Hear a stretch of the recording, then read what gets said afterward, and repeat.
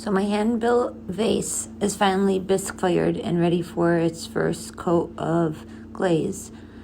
Here I am using Amaco Stroke and Coat, and as you can see, I've already put my pencil lines to guide where I'm going to paint each of the flowers. I go through with that first just so that I don't put the flowers too close, or I know the placement makes glazing go a little bit smoother by doing so. I start off by painting the flowers, and now I'm adding the stems. And this Amaco Stroke and Coat is a low fire, but I do tend to fire it quite successfully to cone 6, and the colors stay quite bright. And the good thing about glazing this first with Amaco and then firing it to set is I can always go back and touch up spots that need to be touched up. Here you can see that I'm finally doing all the background in black. I chose this because I wanted the flowers to sort of stand out with the black in the background.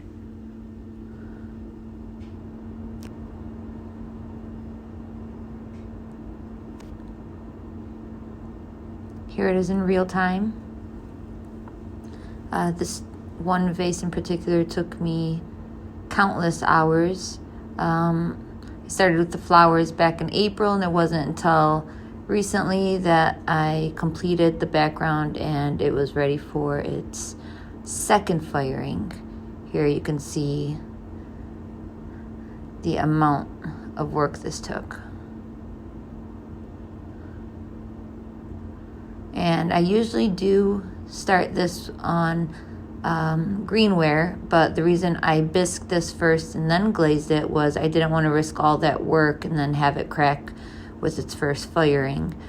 Here it is after its second firing, and the Amaco Stroke and Coat has set, and now I'm using the Amico Velvet underglaze, sort of like a grout, as you can see, to fill in the back spaces. So I do this around the entire glazed area. Make sure all the little crevices are covered with underglaze, and I let it set and dry for a few moments.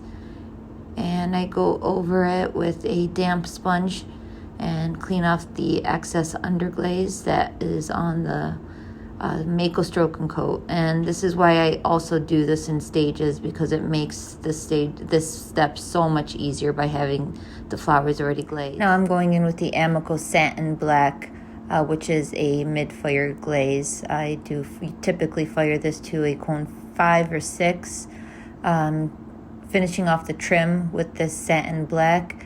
And I use satin because I like the flowers and the design that I originally glazed with the Amaco to be the shinier part of this glaze.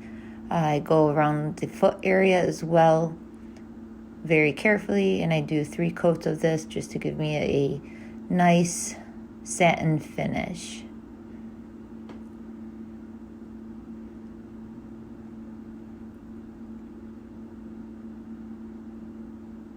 Now I remove my tape. I didn't feel like it was necessary to glaze the entire inside of this vase, since it will be covered and it'd be a good somewhat of an absorption for any excess water. And now it is finally ready for its last firing.